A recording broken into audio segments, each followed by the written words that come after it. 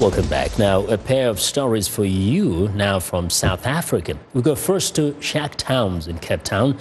In a poor violence-ridden neighborhood, an art project is giving kids activity that literally brightens up their lives. Lee Jacobson has the story. Vrygrond, also known as Capricorn, is a community of 42,000 people, about 30 minutes drive from the centre of Cape Town. 22% of the population here is unemployed, and gang violence is rife. But a collaboration between Capricorn Primary and the Butterfly Art Project has created a haven for the kids of Vrygrond. Angela Kachka, a German art therapist, is the inspiration behind the project. We are having kids in our program who don't have really adults they can rely on, or well-resourced adults. And at their homes there is a lot happening. There is a lot of violence happening in the families. They witness drug abuse of family members. There is alcoholism and social ills like that. Last year, violence broke out between rival taxi companies that shut down schools in the area for a week. The kids were on the road and were witnessing violence and tires burning and people getting shot, walking around with guns in the road. And there was a lot of new, fresh trauma happening for these kids. The kids are able to process this trauma through art. Akim Yates is 14. After his father died, he struggled to cope and resorted to petty crime. He says he has stopped doing bad stuff since he discovered art.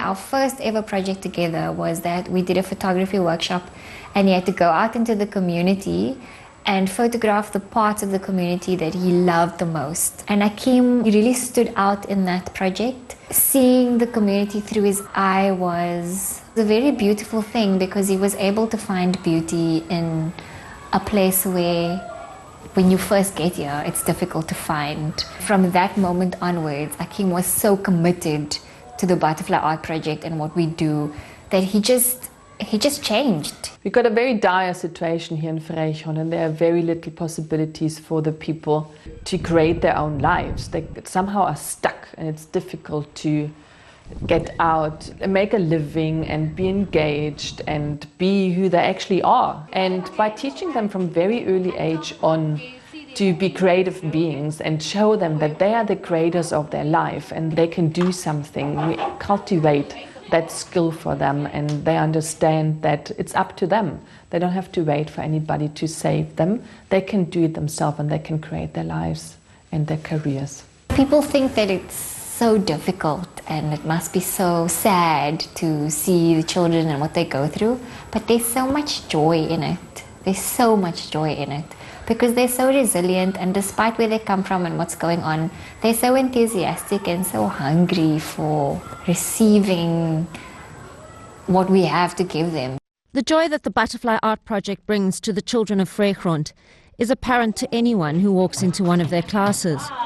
But it takes the generosity of donors to keep a project like this going. Lee Jacobson for VOA, Cape Town.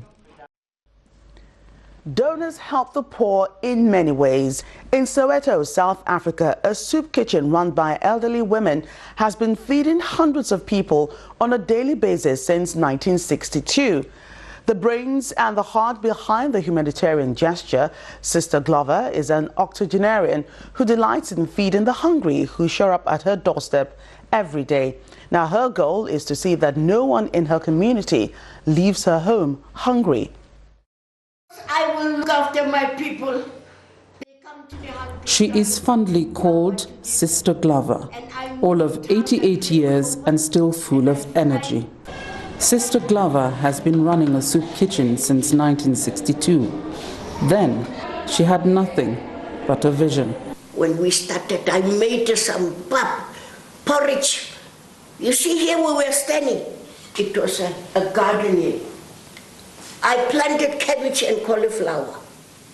I take the leaves of cabbage and cauliflower, I put it in the pot, my child, with the mealie, like soup. And in the night I cook up with a big pot, because there was no bread.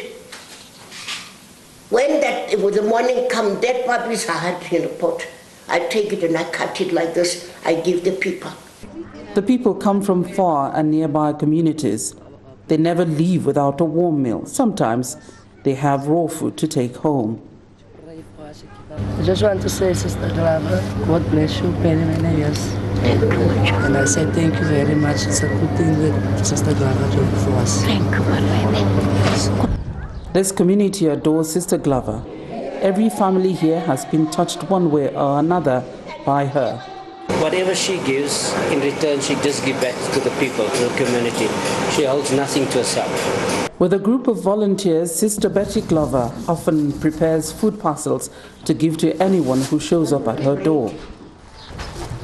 Apart from what donors give, she tills the ground for some of the food she gives out. At her home is a wide array of awards recognizing her effort to make humanity better. The first Lead SA hero is Sister Betty Glover of Noord Gesig in Soweto. But beyond the numerous awards, she says she wants mostly to heal families and win souls for God. Many years back, Betty Glover also spent time on community radio, reaching out and touching lives. She used to take everybody's problems. Nothing was heavy for Sister Glover. But 2016 has been a difficult year with little coming from her usual donors.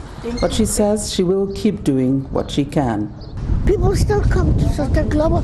Well, I scratch them. I see there is something to give. For her work, the people adore and appreciate her. Her birthday each year is an annual carnival of sorts, celebrated by the community. From Johannesburg, South Africa, Betty Dibia, Channels Television News. We look forward to bringing you another show next week. Don't forget to check out our website. That's channelstv.com for information on all our local news and programs. I'm Joke Rogers. Thank you for watching and enjoy the rest of your day.